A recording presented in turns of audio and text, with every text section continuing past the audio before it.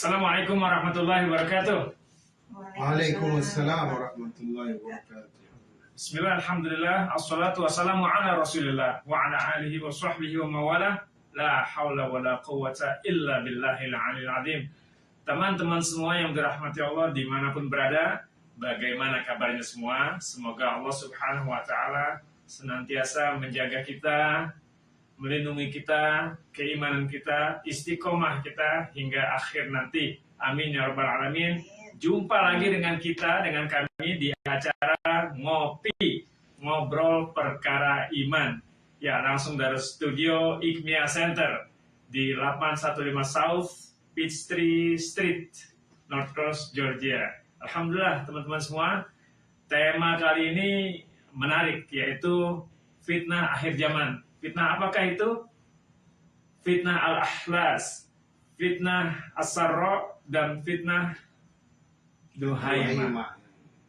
Apakah fitnah-fitnah tersebut? Nanti insya Allah akan dibahas oleh Ustadz kita tercinta, yaitu Ustadz Marjuan Ibrahim. Kepada beliau kami persilakan. Waalaikumsalam. Assalamualaikum warahmatullahi wabarakatuh. Assalamualaikum. Alhamdulillah wassalatu wassalamu ala rasulillah. Pertama sekali kita ucapkan dulu kepada Bang John ini, Burika fil mauhub ya. Mudah-mudahan Allah memberkahi ya. Diberkahi dari apa yang telah diberikan oleh Allah Subhanahu wa taala, wa ruzikta birrahu ya. Wa sabata ajru insyaallah.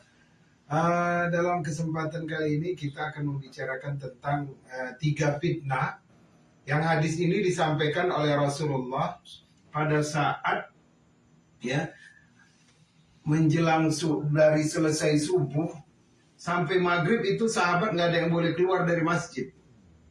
Jadi satu harian itu disampaikan semua hadis-hadis tentang fitnah. Terus kata sahabat, ya Rasulullah, kenapa semuanya harus hari ini?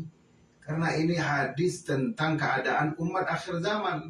Aku takut kalau nanti keluar dari masjid tidak sempat menyampaikan lagi kepada kalian. Takut ajal tiba. Jadi ini adalah Rasulullah itu sampai bergetar itu menceritakan tentang hadis-hadis fitnah akhir zaman. Bahkan para sahabat itu kalau mendengar fitnah akhir zaman, mereka itu berkhayal, ya Rasulullah, biarlah kami selama hidup berperang nggak makan-makan, ya asal kami jangan hidup di zaman itu. Ya, gemeteran mereka, ya Allah, bagaimana mereka mempertahankan Islamnya? Jadi jangan salah, orang yang hidup di zaman modern ini ketika dia mampu istiqamah, menjaga diri dari perbuatan haram, ya, itu pahalanya bukan pahala biasa-biasa. Karena fitnah itu ada sekeliling pinggang ya. Kalau zaman ayah kita dulu hutang yang sekeliling pinggang, kalau sekarang fitnah sekeliling pinggang. Maka hari ini kita akan bahas namanya fitnatul ahlas, fitnatul sarra, kemudian fitnatul duhaimah. Ya. Ada mau ditimpalin host dulu atau Masya Allah. atau ini one person? Ya itulah Ustaz. Untungnya kita sebagai umat Islam ini sudah ada, Rasulullah SAW sudah memberitakan sebelumnya apa yang akan terjadi di masa depan. Jadi alhamdulillah kalau kita pelajari, kita ikuti, nanti insya Allah kita punya punya jawaban ya untuk langkah selanjutnya bagaimana yang akan kita tempuh untuk menghindari fitnah-fitnah tersebut. Iya. Jadi, Bang John, mengenai fitnatul ahlas. Sekarang kita kaji dulu fitnah itu apa sih? Apa beda fitnah? Apa beda musibah? Apa beda bala? Ya. Ibtila, bala sama ya. Apalagi yang biasa di dalam bahasa Arab atau bahasa Indonesia. Musibah bahasa Arab asalnya. Bala, ibtila bahasa Arab. Kemudian fitnah. Jadi apa bedanya antara fitnah dengan musibah, dengan bala, musibah, bala, dan apa tadi, fitnah, musibah, bala, dan ibtila. Kalau dia fitnah, itu adalah kumpulan dari segala musibah dan coba. Ya. Jadi kalau udah dikatakan fitnah, itu adalah kumpulan dari segala musibah, bala, ibtila, atau cobaan. Ada orang yang dikasih musibah tsunami, habis semua harta. Ya, kemudian dia ridha kepada Allah Bang John, dia cukup ridha aja, ya Allah aku ridha dengan ketentuanmu mendatangkan musibah tsunami, banjir bandang. Nanti dia di hadapan Allah menjadi orang yang paling kaya. Ini dari mana semua amalan ini? Kata si orang yang berada di hadapan Allah. Kata Allah Subhanahu wa taala, ini karena kau ridha dengan ketentuanku dulu waktu ada tsunami, ada banjir. Jadi kalau orang ditimpa musibah, itu sebenarnya kalau dia ridha, dia itu Allah tengah mempersiapkan dia jadi orang kaya nanti di mahsyar. Ya. Tapi bagi kita yang melihat, ya haruslah kita support, kita bantu. Kemudian apa itu bala? Bala itu ujian. Dan semua orang akan dapat ujian. Bala, ibtila itu sama aja. Ibtila itu past tense-nya yang dia 4 huruf. Kalau balaun dia noun-nya, yang isimnya, sifatnya. Jadi kenapa? Kalau bala atau ujian itu semua orang dapat. Kalau tadi kan musibah ya. Musibah itu kan ada 2. Ya, musibah dalam agama, musibah dalam alam semesta. Musibah alam semesta kalau kita ridha, itu kita jadi orang kaya di mahsyar sana di hadapan Allah. Tapi kalau musibah dalam agama, ya, kalau kita tidak cepat sadar, neraka balasannya. Musibah dalam agama. Ya, maka kita berdoa, Allahumma inna na'udzubika minal musibati fid din. Ya, na'udzubika al musibatu fid din. Na'udzubika, kami berlindung kepadamu dari musibah yang menimpa masalah agama. Apa contoh musibah dalam agama? Pemikiran-pemikiran syubhat. Itu musibah dalam agama. Sekularisme, liberalisme, pluralisme, apalagi namanya yang isme-isme itulah, feminisme, mau satu derajat dengan suaminya. Ya, kalau suami keluar nggak perlu izin istri, istri juga keluar nggak perlu izin suami. Itu feminisme itu. Harta warisan harus dibagi sama dan menyalahkan hukum Al-Quran. Nauzubillah. Itu musibah dalam agama, atau lebih tepatnya musibah dalam pemikiran. Tapi kalau fitnah apa? Fitnah ini kumpulan yang musibah alam, yang musibah fitnah, yang musibah dalam agama, kemudian bala, ujian dalam hidup. Ujian hidup ini kan macam-macam. Ya. Ada yang merasa dia tidak sedang diuji, Bang John. Ada orang yang sedang merasa tidak sedang diuji. Karena apa? Sehat, hidup senang, anak-anak cerdas, ya kan? Pintar, sehat-sehat. Bagus, dia dengan riba itu yang nggak ada, seperti nggak ada batasan. Ya, kalau mau ambil rumah baru, ambil. Buat apa Airbnb? Ambil aja, ambil. Ya kan? Kalau mau motor baru, mobil baru, ambil aja, ambil. Ya kan? Usaha baru, pinjam dari bank, nggak peduli yang namanya riba, ambil saja. Tapi kita lihat, masya Allah. Ya, kita lihat rumah semakin megah, harta semakin banyak, anak cerdas-cerdas sekolah di luar negeri. Ya. Padahal itu adalah Allah sedang menguji dia. Semakin Allah tidak beritahukan ujian tersebut, makin menunjukkan bahwa Allah tengah membuat dia lupa dengan akhirat, lupa dengan surga. Ya. Jadi ujian itu bukan hanya orang yang tidak punya harta. Ujian orang tidak punya harta itu lebih ringan daripada ujian orang yang punya harta tetapi dia tidak tahu bahwasanya dia tengah diuji oleh Allah Subhanahu wa taala. Ya kan? Bagaimana kita lihat berapa banyak orang punya harta tapi nggak ada keinginan untuk membangun masjid misalkan. Ya kan? Berapa banyak orang punya perusahaan misalkan. Tapi nggak ada keinginan dia untuk meninggalkan amal jariah. Itu ujian juga itu, Bang. Sekarang masalahnya apa? Fitnah. Fitnah itu adalah kumpulan dari segala ujian dan bala. Maka dikatakan oleh Allah di dalam surah Al-Ankabut kan, Bismillahirrahmanirrahim. Alif lam mim. Ahasiban nasu ayyutraku ayyakulu amanna wa hum la yuftanun. Ya. Apakah manusia mengira, ya, mereka mengatakan kami adalah beriman, kami telah beriman, amanna, Wahum la yuftanun. Sedangkan mereka tidak diberikan fitnah. Hasiban nasu ayyutraku, bahwasanya mereka ditinggalkan. Mereka dibiarkan mengatakan ayyakulu amanna, bahwasanya mereka berkata kami adalah orang-orang beriman. Wahum la yuftanun, sedangkan mereka tidak diberikan fitnah. Ya. Ini menandakan apa? Ada tiga derajat orang yang diberikan fitnah ataupun cobaan ini. Bagi orang beriman yang diberikan fitnah, itu sebenarnya ujian naik kelas. Ya, ujian naik ke kelas. Bagi orang berislam yang dia lalai ketika diberikan fitnah, itu adalah bentuk peringatan. Dan yang ketiga, bagi manusia yang belum beriman, kemudian diberikan dia fitnah, ujian atau cobaan, itu adalah bentuk sebagai azab. Ya, kita tinggal pilih yang mana ini. Sekarang fitnah tu sarra. Apa sebenarnya fitnah? Ini pasal klarifikasi bahwa fitnah itu, ya kan, kalau fitnah itu kan kita menganggap limited. Fitnah itu kita dikatakan sesuatu yang salah tentang kita. Di Indonesia. Iya, di Indonesia. Padahal artinya itu luas. Luas, fitnah itu luas artinya. Fitnah itu bukan hanya sekedar kita baik, kita misalkan di restoran makan lontong, tapi sampai di satu kelompok kita di restoran sedang makan babi. Itu kata orang Indonesia itu fitnah ya. Itu bukan fitnah saja. Itu namanya an-namimah ya. Namimah itu mengadu domba ya. Sesuatu yang tidak benar dia sampaikan kepada orang lain seolah-olah benar. Jadi fitnah itu datangnya dari Allah. Kalau musibah, kita istighfar, kita taubat, kita ridha, kita jadi orang kaya di hadapan Allah karena ridha kita itu.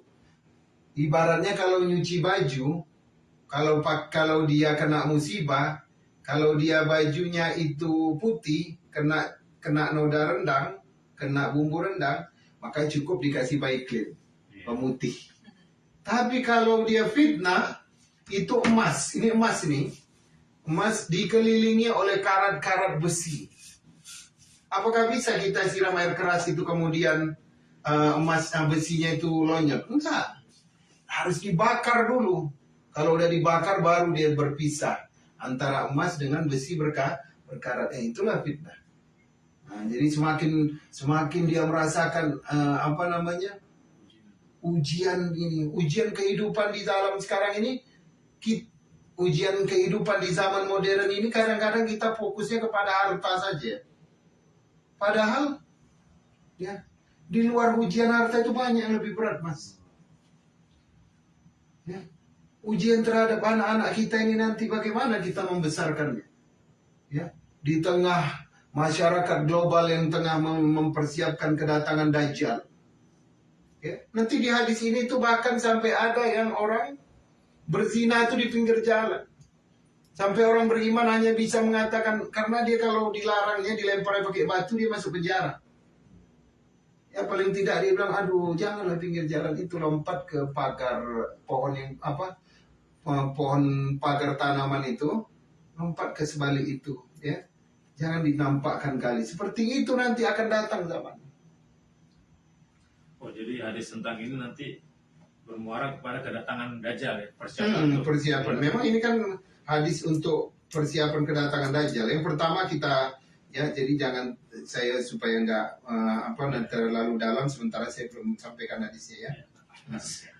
Yang pertama kita bacakan dulu ya hadisnya ya.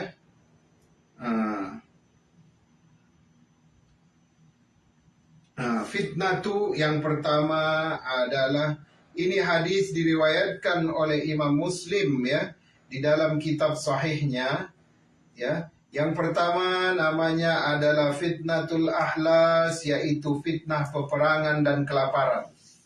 Dan ini sudah berlalu. Kata para ulama hadis, ini adalah perang dunia pertama, perang dunia kedua, dan segala peperangan saudara yang besar yang terjadi di dunia ini ya. Yang kedua ini yang mau kita bahas ini, fitnatus sarra ya. Apa itu fitnatus sarra? Fitnah kesenangan kehidupan ya. Fitnah kesenangan kehidupan ya, yang di dalamnya itu sudah tidak ada lagi yang namanya rasa lapar. Di dalamnya itu lagi sudah tidak ada rasa lapar. Di dalamnya itu sudah tidak ada lagi rasa apa namanya? Hidup penuh dengan kemewahan. Hidup penuh dengan kemewahan. Kemudian juga ketika semua orang sudah mewah, maka akan datang yang namanya asap hitam, ya. Kalau asap itu diumpamakan dengan seperti gaya hidup, ya. Gaya hidup yang menjadi panutan manusia. Ya, gaya hidup yang menjadi panutan manusia. Misalkan seperti ini, ya. Manusia ketika dia hidup di zaman modern ini, stylenya sekarang apa? Stylenya harus punya media sosial, ya, harus punya akun TikTok. Ya, paling tidak every day kita pasti berhubungan dengan media sosial. Ya. Kesenangan maksudnya di sini tidak akan ada orang lapar. Ya. Dan ini sudah terjadi pada zaman Khalifah Umar bin Abdul Aziz. Itu tidak ada satupun orang miskin pada masa itu.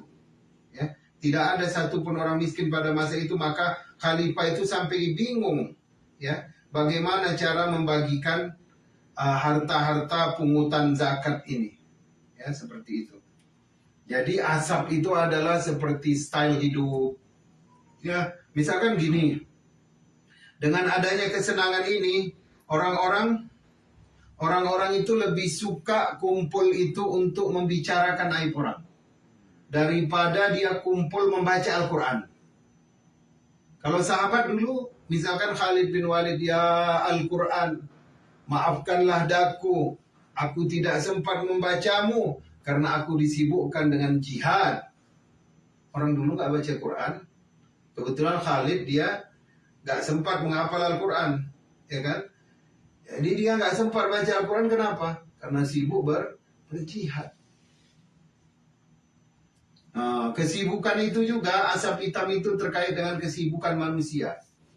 Bersandinglah dia dengan hilangnya waktu-waktu barokah.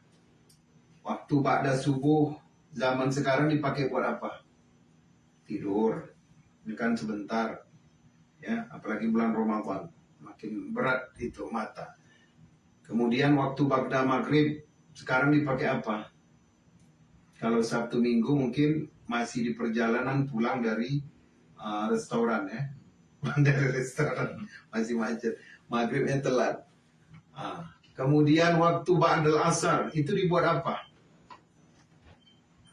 Jadi kemewahan itu malah menghilangkan waktu-waktu yang barokah dari dirinya. Ya, asap hitam itu itulah lifestyle, Bang. Apa sekarang yang tidak sama? Apa sekarang yang tidak sama gaya hidup manusia? Dari kutub utara sampai kutub selatan mereka punya apa namanya yang namanya akun Facebook, akun Instagram. Yang paling sekarang membooming itu adalah TikTok, ya kan? Kemudian tadi orang-orang akan disibukkan dengan perkara yang sia-sia. Ya. Kalau orang dulu ba'da maghrib, ba'da subuh baca Quran misalkan kan. Kalau orang sekarang dia sudah tidak punya kesempatan lagi untuk itu. Karena itu tadi serangan kemewahan itu. Bukan kita anti teknologi, tapi bandingkanlah kehidupan kita dengan nenek-nenek kita, ayah-ayah kita dulu. Ketika belum ada HP ini. Apa yang mereka lakukan setelah subuh? Apa yang mereka lakukan setelah maghrib? Nah, itu namanya fitnah tusarra itu. Fitnah kemewahan. Ya.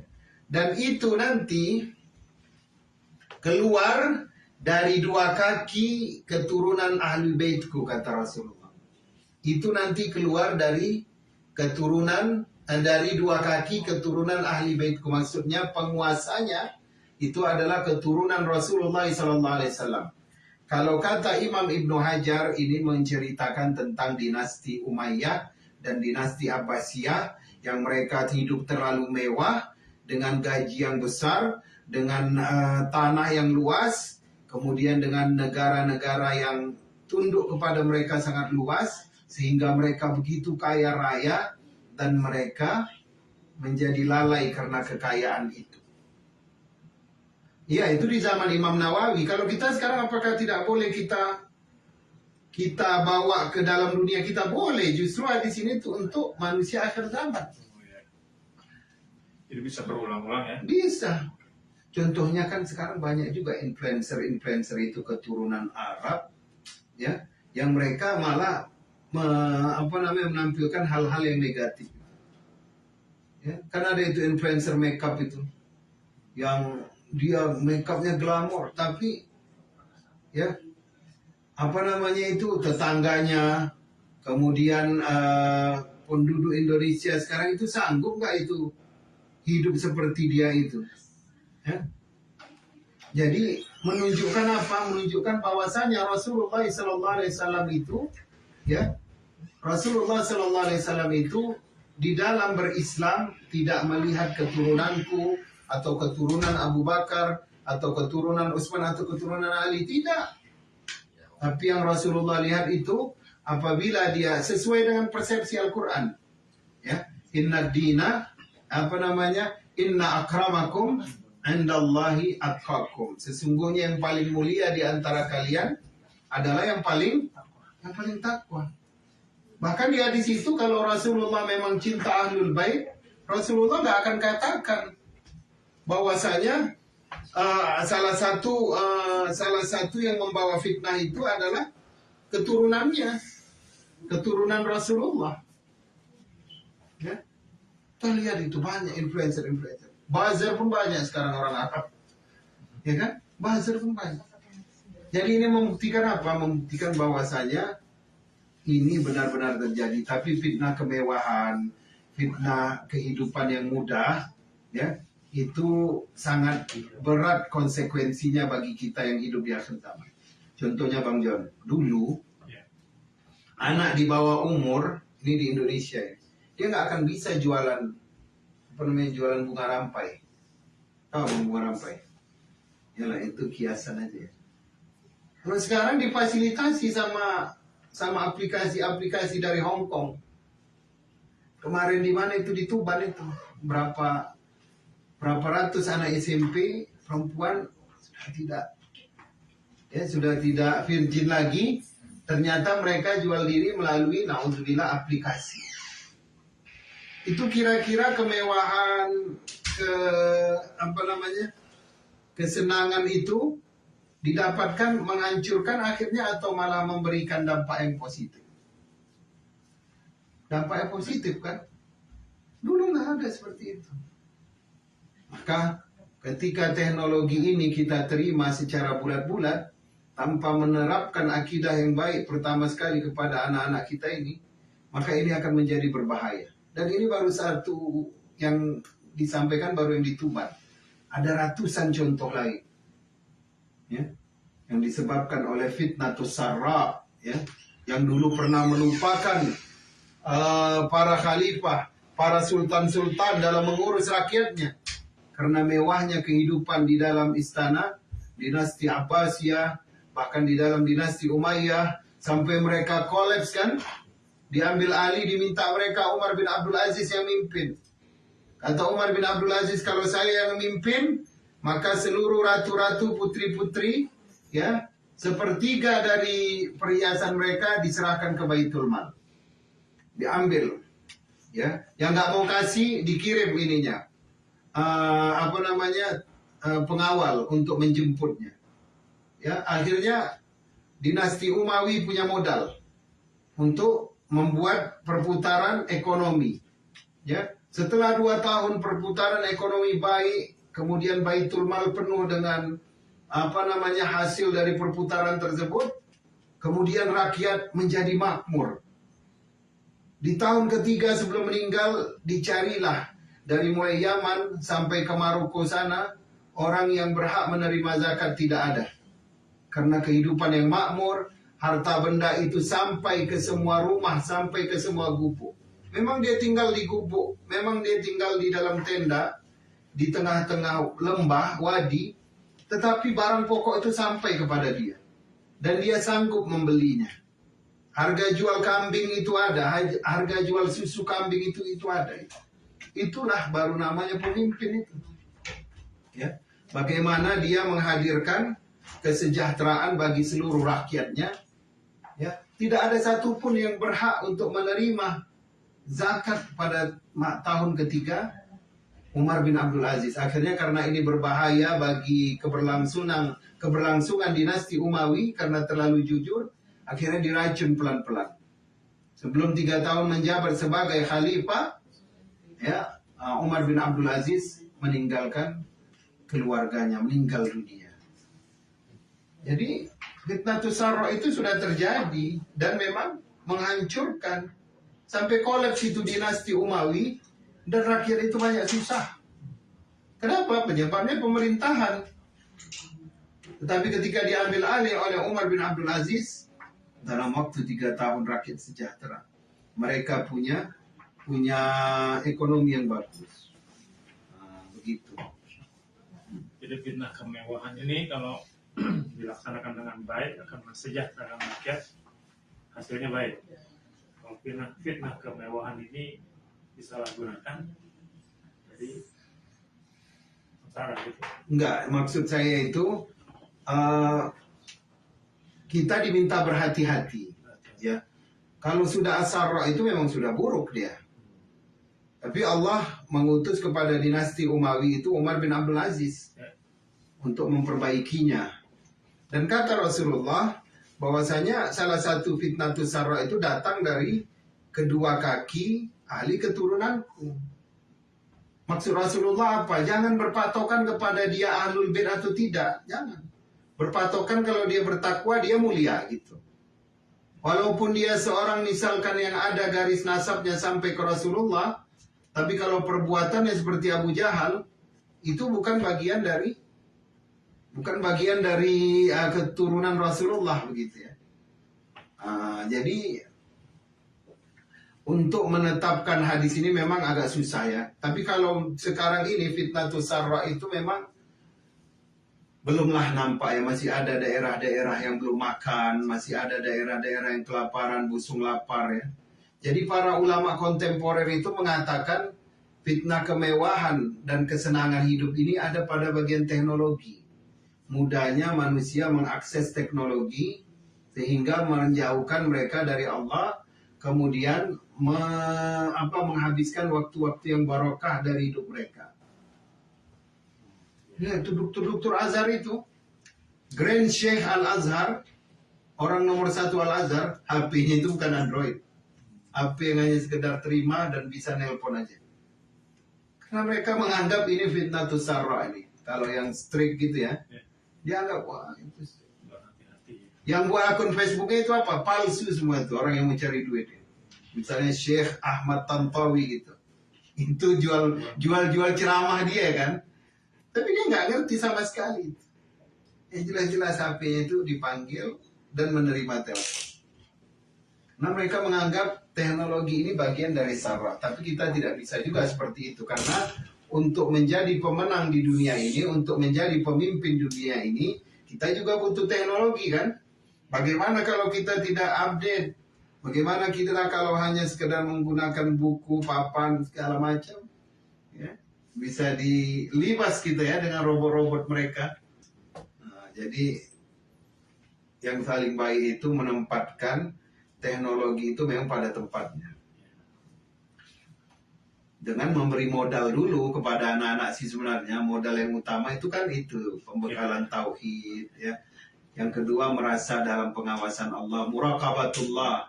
24 jam merasa di dalam pengawasan Allah Subhanahu wa taala.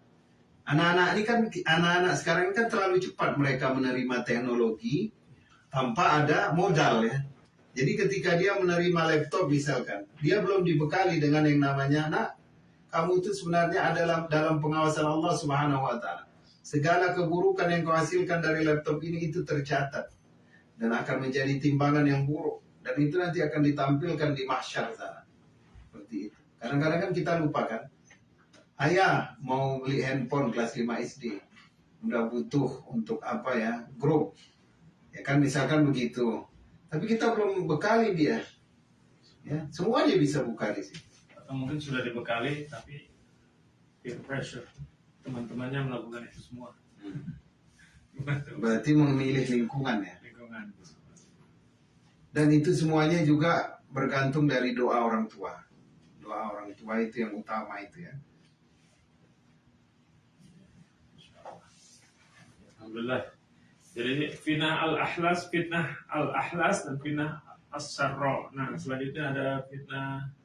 Mungkin ada yang mau bertanya dulu? Silakan, ada yang bertanya dari dua fitnah itu. Fitnah peperangan satunya, yang keduanya fitnah dari kemewahan. Ya. Kalau di luar fitnah dua itu boleh nggak bertanya? Nggak boleh, Ustaz? Boleh, silakan Bu. Jadi pertanyaannya itu sampai sebesar mana sih, sejauh mana? Kan ini saya juga pernah bertanya dengan Ustadz ABC gitu ya. Sekarang kan Ustadznya ABCD gitu. Mau tanya Ustadznya. Jadi semua Ustadz saya tanya Jadi yang cocok yang mana gitu ya. Jadi maksudnya sampai di mana fitnah itu bisa kita diamkan? Karena kan kan ada juga yang salah satu ustadz A gitu bilang misalnya kita harus pasrah, kita harus diamkan saja, pokoknya terserah dia mau apa, itu kan kita gain amal, pokoknya amal dia kita ambil, dosa kita dia yang ambil, pokoknya kamu nggak rugi deh kalau diomongin sama orang gitu kan. Jadi berarti di situ pengertian saya adalah you don't have to do anything gitu, kamu nggak usah ngedatengin dia, make it straight atau apalah artinya itu ya, pokoknya untuk supaya menyatakan bahwa ini sesuatu slander gitu, bohong. Nah sampai di mana gitu Ustadz? Apakah kita memang harus diam aja walaupun kita pasrah gitu? Tapi apakah ada datangi kita bilang kita membela diri? Nah itu Ustadz. Iya.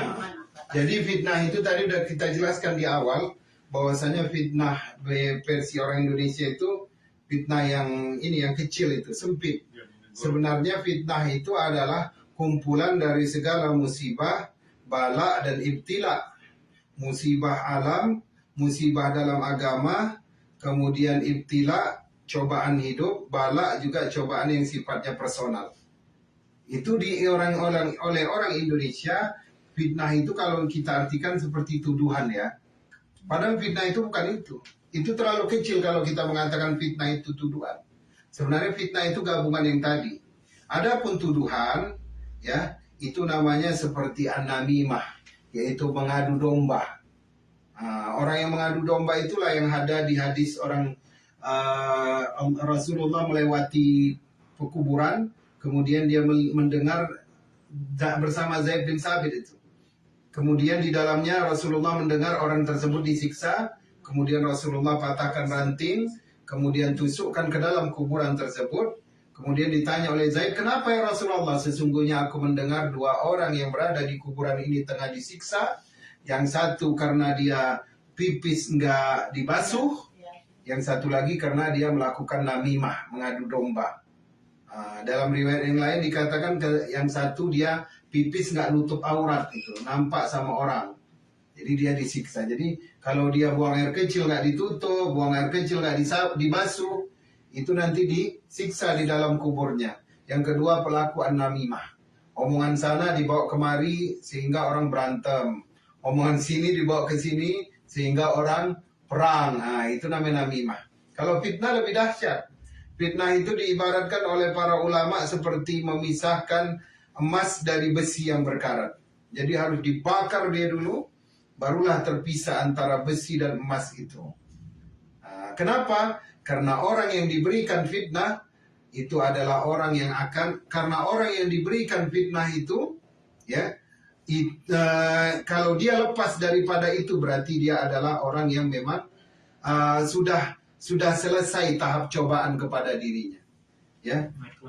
Yang naik kelas. Yang paling, sedangkan Nabi Ibrahim aja itu, ya, wa izi betala Ibrahim, ya. Dan ketika kami beri Nabi Ibrahim itu ujian, musibah yang besar. Apa musibah kepada Nabi Ibrahim? Banyak.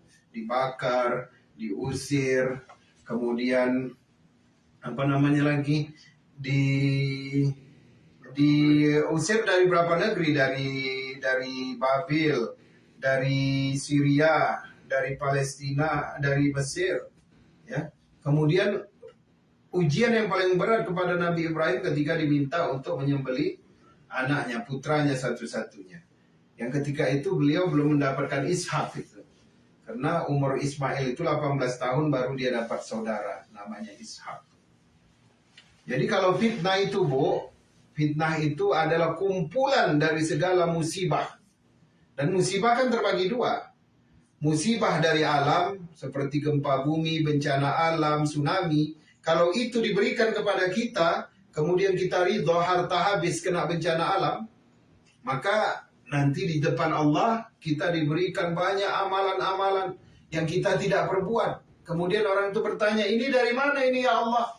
Aku nggak melakukan ini, nggak melakukan ini, nggak melakukan ini.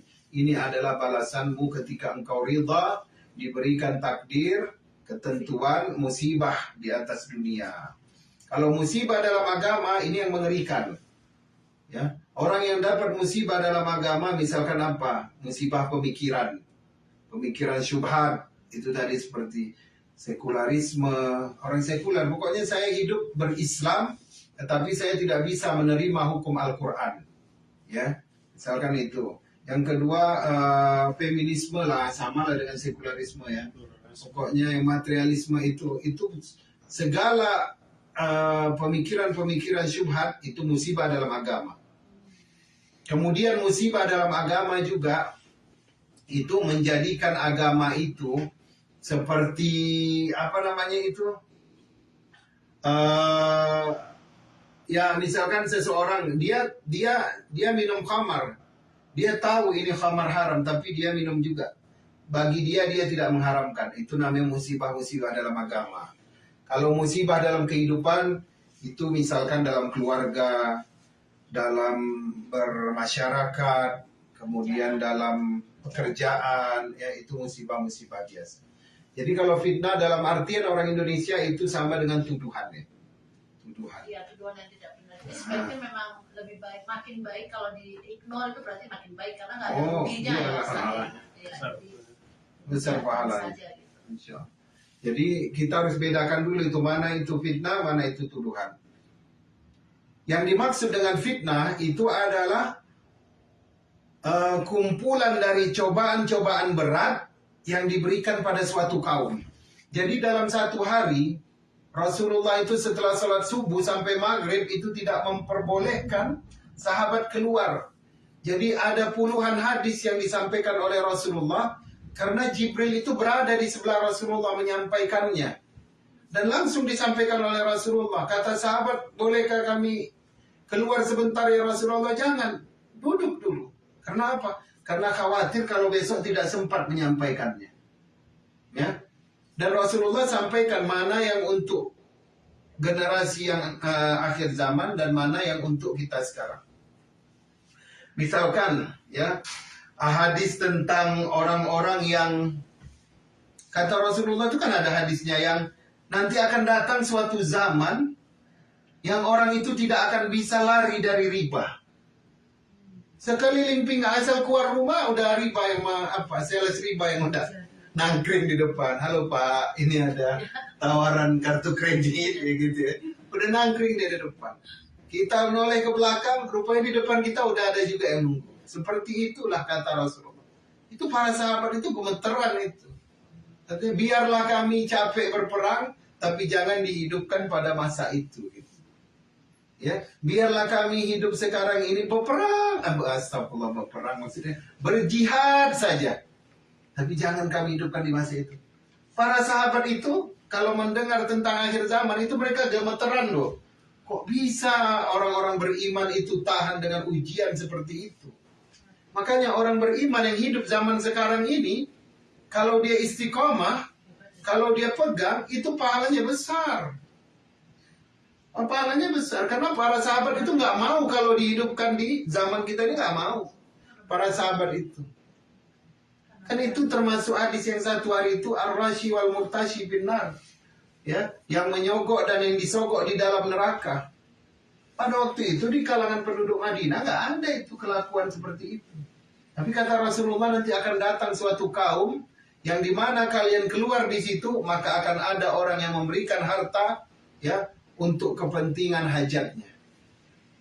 Seperti itu. Jadi orang yang beristiqomah di zaman yang penuh dengan fitnah ini adalah orang yang orang yang dalam perhatian oleh Allah, orang yang diberikan istilahnya rahmat dari Allah Subhanahu wa taala. Ya. Baik, ada pertanyaan lain kira-kira? Ya, silakan Pak.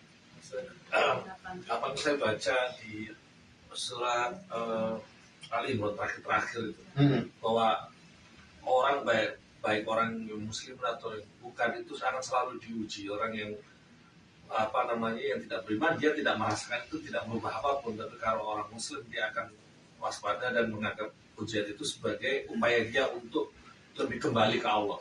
Apakah itu termasuk dengan fitnah dan ujian tadi itu? Karena akan selalu datang tiap tahunnya. Iya, terkait dengan fitnah yang memang orang beriman tidak bisa berlaku apa-apa. Kalau zaman sekarang ini ada berapa banyak fitnah yang kita tidak bisa berbuat apa-apa. Hanya kita bisa menghindar saja. Nanti itu di fitnah Duhaimah itu Pak ya. Ini akan saya bacakan ini hadisnya. Fitnah Duhaimah. Jadi kalau fitnah tusarra itu hanya kemewahan saja. Ya. Fitnah kemudahan dalam mengakses segala sesuatu.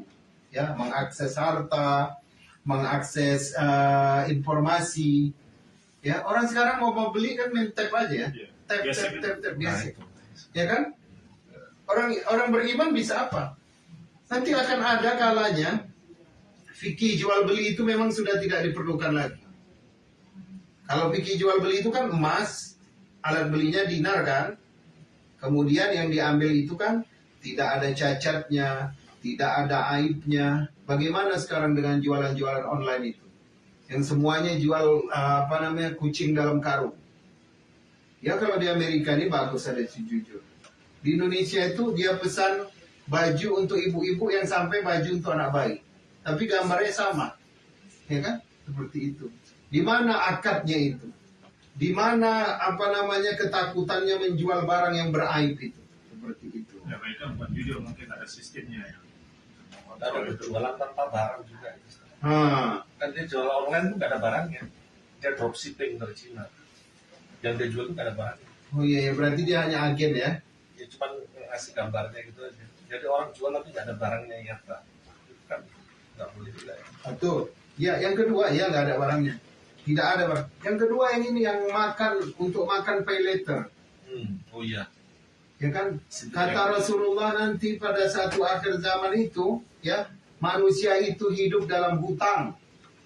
Ya. Bahkan dari makan sehari-harinya pun berhutang. Kalau orang dulu nggak makan, nggak berhutang, nggak makan. Kalau nggak ada uang nggak makan. Jadi nggak berhutang. Besok baru cari lagi cangkol, dapat upah, baru bayar. Kalau orang sekarang, ya bank-bank itu kasih pakai kartu kredit ini, ya maka dia dapat potongan 20% dari pembelian. Jadi kalau beli Dunkin Donat gratis kalau pakai kartu kredit ini begitu. Ada orang yang bayarnya pay later, beli dulu baru bayarnya nanti. Sekarang itu kan pay later itu. Gesek dulu nanti bayar, cycle-nya datang baru bayar. Tapi ada juga orang kalau di Amerika ini kan beda lagi ya karena ada orang yang tidak bisa pakai debit karena takut di-hack. Jadi dia pakai kartu kredit, 2 hari dia langsung kirim ya ke kartu kreditnya. Karena dia mau mengejar penilaiannya itu ya. Kemudian masuk sekarang kita fitnah Duhaimah, yaitu fitnah kegelapan ya, yang tidak membiarkan seorang pun dari umat ini kecuali akan dihantamnya. Fitnah kegelapan ini adalah ya seperti ini Bang. Fitnah kegelapannya itu menyerang kepada akhlak. Karena Dajjal itu didatangkan itu sebenarnya dia bisa datang kalau akhlak umat Islam ini udah hancur. Selagi akhlak umat Islam ini masih berpegang teguh kepada yang namanya sifat malu, kemudian menghormati orang yang lebih tua, kemudian juga malu membuka aurat, ya, tidak terjadi perzinahan, itu tidak akan datang Dajjal. Bahkan nanti kalau sudah ada orang berzina di pinggir jalan dan orang beriman hanya sanggup mengatakan pindahlah engkau di balik tanaman pagar itu. Ya, jangan di depan orang. Hanya sampai begitu. Dan fitnah Duhaimah ini bahayanya, orang yang tadinya paginya beriman, sorenya bisa kafir. Dan kalau dia melihat kuburan, dia mengatakan, ya laita, seperti perkataannya Maryam, ya laitani mittu qabla hadza, wahai sekiranya aku mati sebelum zaman ini. Mati dia sebelum zaman itu. Yang saking mengerikannya fitnah itu. Apa saja itu fitnah Duhaimah? Ya, yang pertama serangan pada akhlak. Kalau kita lihat di mana di negara di dunia ini yang tidak ada korupsi. Bahkan di negara Muslim terbesar di Indonesia, ya, itu di mana ada di perkantoran di Indonesia itu yang mereka tidak, yang dulu ya zaman saya dulu urus akte kelahiran, even dia namanya haja apa, kalau kita ketinggalan satu dokumen, emangnya adik mau bayar berapa supaya berkatnya ini dimasukkan? Bu, saya tinggalan satu dokumen. Nanti waktu diambil saya bawa, waktu saya ngambil dokumen saya bawa. Emangnya adik mau bayar berapa? Katanya. Supaya dokumennya ini bisa dikerjain gitu ya. Terus ditanya seperti itu. Ustaz jawab apa? Ya saya jawab aja. Saya jawab saya nggak punya uang. Ya. Itu aja berjilbab. Di mana itu? Itu akhlak itu. Korupsi, sogok menyogok. Yang lebih parah di Indonesia itu jarang orang-orang kaya yang dari kalangan Chinese itu, yang Nasrani itu masuk ke dalam Islam. Yang kaliber besar, pengusaha-pengusaha besar itu kan, kayak seperti yang punya Waspada, yang punya Kompas, Mas Pion, Matahari, itu bendaharanya, direktur keuangannya, direktur pemasarannya, itu semua haji-haji semua. Ya. Kadang sekprinya itu orang Islam. Tapi kenapa cahaya Islam tidak dia dapatkan? Kan rugi dia. Kenapa coba? Karena yang mengantarkan sogokannya itu Pak Haji itu. Kalau sedikit nggak boleh, kalau banyak mungkin nggak apa. Yang jemput sogokan tender itu direktur keuangannya Haji. Jadi dia mengatakan sama ya orang Islam dengan kami ini. Tidak apa namanya, dia melakukan perbuatan kotor sebagaimana kami juga. Makanya banyak orang kaya yang sudah tua-tua itu, yang sebenarnya mereka mungkin ada ketertarikan kepada Islam, cuman terhalang oleh orang-orang dekatnya ini yang menunjukkan akhlak yang buruk. Coba kalau dia katakan, saya nggak bisa antar suapan bapak ini, sogokan bapak ini, karena ini akan membawa saya dimasukkan ke dalam neraka. Satu perkataan itu mungkin bisa 3-2 hari dia pikirkan dan akan menunjukkannya kepada cahaya Islam. Ya kan? Tapi kalau kita lihat dulu di tahun 2000-an di Prancis itu, berapa banyak orang Prancis masuk Islam dari tangan-tangan pemuda-pemuda Arab itu. Karena kejujuran, karena kesalehan, ikhlas menolong. Ya, nenek-nenek di seberangin jalan aja sama orang pemuda dari Aljazair, ya kan? Sementara orang-orang Barat itu nggak peduli dia, diseberangin sama orang Aljazair itu, bisa masuk Islam. Apa yang mengajarkanmu untuk hormat kepada orang tua dan peduli kepada orang lemah seperti kami? Agama kami, katanya. Itulah salah satu akibat dari kurikulum yang sekuler. Maka di kita itu memang walaupun Islam, tapi praktek korupsi, pencurian, sogok menyogok itu merata dari tingkat yang paling rendah, keplor, kepala lorong, ya, sampai yang paling akhir. Ya, gak usah disebut. Sampai yang paling akhir merata. Itu namanya fitnah Duhaimah, kegelapan akhlak. Ya, belum lagi masalah perzinahan. Bayangkan di Jakarta itu aja, ya. Di Jakarta itu aja kalau malam tahun baru ada berapa itu anak gadis, naudzubillah ya, yang dirusak keperawanannya. Belum lagi malam Malam Valentine, hari Valentine. Itu namanya fitnah duhaima, itu fitnah kegelapan dalam bidang akhlak. Sampai nanti benar-benar orang berani berzina di pinggir jalan, itu udah dekatlah kedatangan Dajjal itu. Ya kan?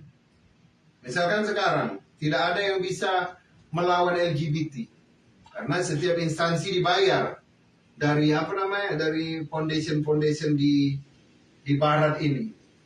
Sekolah yang mau mengkampen LGBT QR akan dapat bantuan. Ya, direktur sekolah, ketua yayasan, kepala sekolah. Ya, namanya datang dolar-dolar, 1 juta US dollar, siapa mau nolak? Yang penting tinggal buat kamar mandi non-binary. Ya, laki-laki perempuan boleh masuk situ. Manggil anak laki-laki nggak boleh lagi pakai boy. Ya, apa namanya panggilnya, him, hair atau apa gimana itu, saya nggak ngerti juga itu. Entah apa yang itu sebenarnya adalah usaha mereka untuk menancapkan dulu kuku-kukunya Dajjal itu sebelum dia datang. Itulah maka kata hadis Rasulullah tentang hadis duhaima ini, orang yang paginya beriman bisa kafir. Beneran. Dari uang saja, kalau kita sebagai pejabat negara, mungkin dulu dia waktu di kementerian, waktu masih pegawai biasa, masih masih komitmen. Tapi ketika dia misalkan dia akan jadi menteri atau menjadi eselon 1, keputusan ada berada di tangan dia dan dia tahu uang sisa. Berarti jadi banyak orang yang pagi beriman sore kafir. Zaman pertama BlackBerry dulu. Ya. Itu di Indonesia. Ya, menurut penelitian Kementerian Sosial, tahun berapa itu BlackBerry itu? Saya baru sampai Jordan 2010. Ya, banyak anak gadis yang menjual keperawanannya ketika BlackBerry pertama muncul. Hanya untuk apa? Untuk BlackBerry. Di samping banyak juga laki-laki yang jual ginjal. Kemudian masuk lagi zaman iPhone. Ya. Ini ngangguk-ngangguk ngantuk atau paham nih? Saya berusaha membayangkan itu kan udah berapa tahun yang lalu ya. Iya. Belum lagi masa iPhone. Membayangkan yang mana juga saya nggak tahu juga. Ya. Belum lagi masa BlackBerry. iPhone. Yang masa iPhone. Allahu Akbar. Agak bingung juga. Maka kata Rasulullah, kalau sudah datang fitnah duhaima ini, pagi dia beriman, sore kafir. Berapa banyak ya anak-anak gadis yang orang tuanya muslim-muslimah murtad karena menikah dengan orang non-Islam. Apa yang diharapkannya? Karena dia punya harta, karena dia punya badan, karena dia punya jabatan. Itulah maksud pagi beriman, sore kafir. Ya. Maka ini hal-hal yang mengerikan ini yang harus kita tanamkan sejak dini kepada anak-anak kita ini tentang fitnah-fitnah ini. Itu kategori akhlak ya. Kategori Sama akhlak. dengan kategori moral hampir sama ya. Sama, 15 ya. akhlak, moral, korupsi itu kan moral juga ya.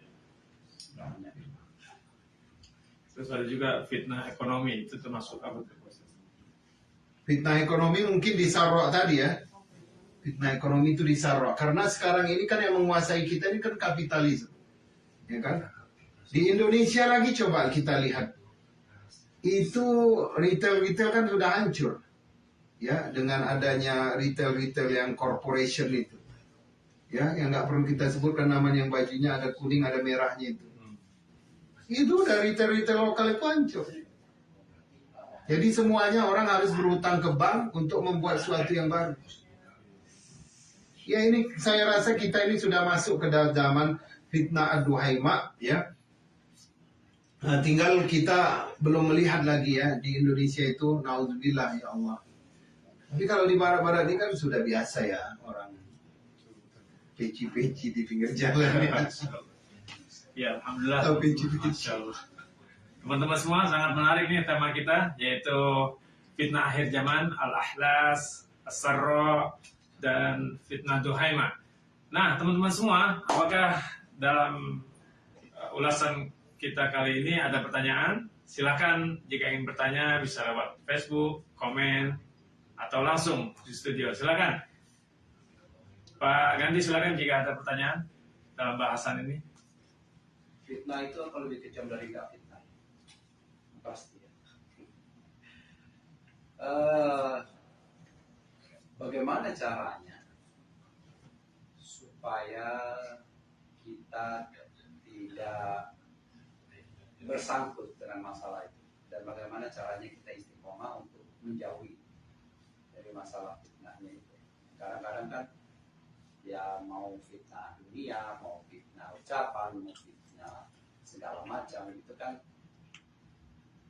teorinya bisa lah kita bicarakan, hanya kenyataannya 1 dibanding 1 miliar orang itu agak sulit ya. Kita pun tidak mau mendengar, tapi kadang-kadang kalau orangnya lagi ngumpul rame-rame ya sulit juga. Nah, ini fitnah kecil. Fitnah definisi orang Indonesia udah 2 kali lo dijelaskan. Itu salah satu. Udah 2 kali jelas. Terus yang keduanya ya fitnah dunia lah ya, fitnah Ya. kemewahan. Ya, itu Bagaimana seperti caranya? pertanyaan Pak Teguh tadi itu, apa itu belum dijawab tadi kan? Belum ya. Apakah Yang dimaksud dalam bagaimana kondisi seorang mukmin itu? Apakah dia membiarkan bukan yang saya maksudkan itu kan di surat ujung surat Al-Imran itu ya. disebutkan bahwa semua orang itu akan diuji 1 atau 2 kali setiap tahunnya. Orang non muslim dia tidak merasakan itu dan tidak membuat dia mendekat ke Allah. Dan kalau orang muslim dia akan pelajaran itu dan akan mendekat ke Allah. Dan apakah ujian-ujian kondisi fitnah itu termasuk sama seperti yang dimaksud di surat Al-Imran itu yang akan seharusnya membawa kita mendekat ke Allah. Ayatnya wa inna min ahlil kitabi lamay yu'minu billahi wa ma unzila ilaikum wa ma unzila ilaihim khashiina lillahi la yashtaruna bi ayati llahi thamanan qalila ulaika lahum ajrahum inda rabbihim innallaha sari'ul hisab ya ayyuhallazina amanu isbiru wa sabiru wa rabitu wattaqullaha la'allakum tuflihun. Mata'un qalil. Apakah fitnah yang diberikan kepada orang kafir itu ya itu sama dengan fitnah kepada orang-orang beriman? Kalau orang beriman tidak sadar, apakah itu maksud fitnahnya begitu? Ya, apakah fitnah yang tadi diulas sama Ustadz itu termasuk jenis-jenis fitnah yang dimasukkan oleh Allah di surat Al-Imran itu? Bahwa memang kita itu semua akan menghadapi fitnah itu. Yang tujuannya kalau penafsiran saya itu untuk mendekatkan kita ke Allah. Jadi fitnah itu akan datang karena Allah sudah menjanjikan itu fitnah akan terjadi. Iya. Tapi apakah kamu menyadarinya dan mendekat diri ke Allah, atau kamu tidak menyadarinya tetap melakukan kekafiranmu? Atau kalau orang beriman menyadari dan yang semakin dekat. Jadi artinya apakah fitnah itu seharusnya diturunkan untuk mendekatkan kita kepada Allah? Iya. Jadi kan hadis ini kan memang diperuntukkan untuk orang akhir zaman. Ya kan, untuk yang zaman kita ini. Jadi ketika kalau fitnatul ahlas itu kan dia fitnah peperangan, ya, kelaparan, pengusiran, itulah yang dikatakan para ulama hadis perang dunia, kemudian perang saudara, kemudian fitnatul sarra, fitnah kemewahan, ya, orang-orang hidup dengan bergelimangan harta, tidak kekurangan suatu apapun, tetapi mereka diliputi oleh asap hitam, dukhan. Apa dukhan di situ adalah lifestyle yang mengurangi, ya, porsi-porsi keimanan mereka kepada Allah. Yang pertama tadi apa lifestyle-nya? Media sosial, menghilangkan waktu barakah. Misalkan dengan terlalu mewah, karena terlalu malam tidur nonton bola, nonton Netflix, akhirnya subuhnya telat. Setelah subuh tidur lagi. Padahal sebelum ada HP, Netflix dan segala macam, ya, orang-orang subuhnya sebelum subuh tahajud, setelah subuh dia ngaji. Nah, itu namanya fitnah kemewahan yang didatangi dengan asap hitam. Asap hitam itu lifestyle, ya, baik itu kegemaran ibu-ibu pakai tas branded, ya, itu bukan hanya orang Indonesia, seluruh dunia pakai, ya. Dan ketika dia memegangnya pas yang begini itu kan gini cara megangnya, ya, kalau betul gini kan dia megangnya, taruh di sini kan, dia ada punya kebanggaan tersendiri kan, dan itu menyerang seluruh ibu-ibu di dunia, ya, termasuk istri saya juga mungkin, ya, pengen, ya, tapi nggak pernah dapat. Jadi itu namanya fitnah lifestyle itu.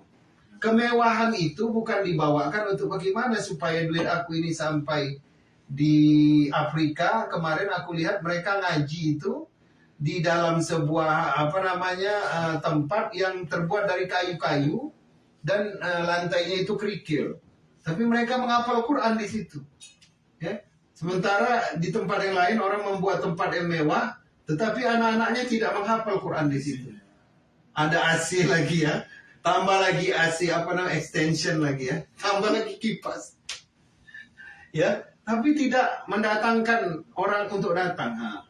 Jadi jangan sampai fitnatus sarok, kemewahan itu malah menghilangkan waktu barokah, sama harta itu jadi sia-sia dengan lifestyle tadi. Ini kan lifestyle berubah-ubah terus ini. Habis tas, masuk handphone, habis handphone, masuk sepatu, habis sepatu masuk apa lagi? Jam tangan, habis jam tangan masuk apa lagi? Mobil, ya. Ini kan orang Amerika, jadi dia bisa kasih contoh ya. Nah, jadi jangan salahkan saya ya. Itu sarra. Yang ketiga inilah fitnah duhaima. Dia itu adalah kegelapan, ya. Sesuatu yang gelap yang menyerang manusia. Itu adalah namanya ad-duhaima, dan dia lebih condong kepada akhlak dan moral. Karena apa? Karena Rasulullah mengatakan bahkan pada waktu pagi mereka beriman, sore bisa kafir. Jadi apa keuntungan kita orang Islam yang mengaji ini? Kita tahu. Kita udah siapkan. Oh, begitu ya fitnah kemewahan itu. Oh, mulai sekarang aku hidupnya agak agak qanaah, ya, lebih-lebih duit, mungkin ada tahfiz Quran, lebih-lebih duit, mungkin ada orang bangun pesantren, aku tanamkan amal jariah di situ. Lebih-lebih duit, mungkin ada masjid baru disewa, aku kasih karpet lah, aku kasih donasi lah, ya kan? Atau buat pengajian, nanti makanannya saya yang buat, undang seluruh Muslim Amerika. Berapa biaya? $1.000. Ini saya yang ambil biaya memberi makan orang Islam, orang beriman. Oh, besar kali itu pahalanya. Dia datang kemari sholat, dia sholat tahiyat, kemudian dia sholat fardu, kemudian dia sholat qobliyah, ba'diyah, kemudian dia dengar taklim, habis taklim dia makan. Harta kita dimakan oleh orang yang paling disenangi oleh Allah ya. Orang yang paling disenangi di mana? Orang yang ada di masjid. Ya kan? Kalau dia tahu hadis ini, tentu dia berhati-hati. Kalau fitnah itu memang dijadikan untuk supaya apa? Karena itu tadi ayatnya ahasiban nasu ayyutraku ayaqulu amanna wa hum la yaftanun. Apakah mereka akan mengatakan, apakah mereka akan dibiarkan mengatakan beriman sementara mereka belum difitnah atau diuji. Jadi segala hadis-hadis fitnah itu ya, itu tadi 3 tempatnya. Bagi orang beriman kalau dia dapat ujian itu sebagai naik kelas, bagi orang yang lalai itu untuk peringatan, dan bagi orang yang kafir sebagai azab. Tinggal kita aja menempatkannya. Masya Allah. Tinggal kita aja yang menempatkannya. Alhamdulillah. Jazakallahu khair Ustaz atas ulasannya tentang hadis, tentang fitnah akhir zaman ini. Teman-teman semua masih ada di acara ngopi. Insya Allah kita akan ada setiap Senin dan Selasa. Dan menariknya setelah ngopi ini biasanya kita akan ada sholat berjamaah, terus ada diskusi-diskusi mengenai din ini atau mengenai yang berkelanjutan mengenai hadis yang kita bahas. Ya teman-teman semua, silakan. Kelihatannya sudah 1 jam lebih ya kita bersama di acara ngopi ini. Jadi kita akan akhiri acaranya dengan ada yang kurang ini. Ada yang kurang. Jadi nanti kalau sudah masuk fitnah duhaima, ini ya, ini tanda-tanda memang Dajjal itu sudah dekat datangnya. Selain yang tanda yang utama itu, kalau sudah air hujan itu Allah tahan semuanya, bumi Allah tahan dari menumbuhkan tumbuhan, itu udah dekat datangnya Dajjal. 3 tahun sebelum datangnya Dajjal, Allah tahan sepertiga air hujan, sepertiga hasil bumi. 2 tahun sebelum kedatangan Dajjal, Allah tahan setengah air hujan, setengah hasil bumi. Sebelum kedatangan Dajjal, Allah tahan semuanya. Jadi nanti ketika Dajjal datang, orang-orang pada kelaparan. Jadi dia nanti merubah gunung yang ada di luar Madinah itu menjadi roti. Jadi even dia berada di Madinah yang nggak bisa dimasukin Dajjal dengan sendirinya orang-orang yang tidak mengaji tadi, orang-orang yang tidak mengerti hadis tentang Dajjal tadi akan keluar. Orang-orang yang dia fasik, tetap bermaksiat itu akan keluar dia. Tadinya dia masuk ke Madinah mau berlindung dari Dajjal ya. Tapi ternyata kelaparan, nampak roti, keluar dia dari Madinah. Ya. Jadi makanan orang beriman apa? Yaitu zikir, tasbih, tahmid, dan tahlil. Kemudian dijelaskan lagi apakah dengan zikir itu mereka tenang ataukah dengan zikir itu mereka kenyang. Ya, dijawab oleh para ulama bahwasanya zikir itu menenangkan dan mengenyangkan. Ya. Jadi kalau kita nanti lapar di zaman Dajjal datang, berzikir aja. Nah, tapi kalau sekarang kalau lapar jangan berzikir. Datang setan nanti. Ya, mencuri dia. Yang terakhir, kalau sudah mau habis Duhaimah ini, manusia itu akan terbagi ke dalam dua kemah atau dua kelompok. Kelompok beriman. Kalau sudah beriman, tidak ada satu sifat nifak pun di dalam hatinya. Kemunafikan adalah kumpulan dari sifat nifak. Sudah tidak ada lagi nifak di dalam hatinya. Tapi kalau sudah masuk dia kemah yang sebelah kiri, ya, kemunafikan, kekafiran, sudah tidak ada lagi iman di dalamnya. Jadi nanti kalau manusia ini sudah dia jelas frontnya, front hitam dan putih, ya, saling berlawanan terus, itu sudah dekatlah datangnya Dajjal itu. Jadi kalau dia sudah berada di grup orang beriman, sedikit pun gak ada lagi sifat nifak di dalam hidupnya, dalam hatinya itu. Pure beriman kepada Allah. Tapi kalau dia sudah gabung dengan orang yang grup kiri, walaupun dia beriman kepada Allah, tapi sebenarnya dia sudah tidak peduli dengan imannya. Ya, kita udah sering saksikan ya, dua kubu, ya, dua kubu, yang satu kubu hitam, satu kubu putih kan, dalam penilaian orang kan, itu kan terjadi benturan itu kan. Ya, itu tanda-tanda, walaupun sebenarnya itu dibuat oleh manusia, misalkan dibagi, misalkan begini, kalau ke politik Indonesia lah, hanya ada dua capres, ya kan, yang satu A, yang satu B. Manusia itu kan jadi dua kelompok kan. Itu kemarin sempat saya ngeri juga waktu Piala Dunia itu. Kalau misalkan Prancis lawan Maroko ya. Apa terakhir yang masuk perempat final? Maroko. Yang masuk perempat final kemarin Maroko kan? Maroko. Kalau kemarin Prancis melawan Maroko, itu udah terbagi dua itu. Kelompok Islam akan berada mendukung Maroko, kelompok yang di luar Islam akan mendukung Prancis. Ternyata enggak kan, yang maju siapa? Argentina kan? Alhamdulillah kata saya. Belum terjadi dalam dua kelompok. Itu tadi itu surat Al-Ankabut 126. Al-Ankabut ya, karena di pembukaannya tadi saya baca Al-Ankabut. At-Taubah 126. Taubah 126.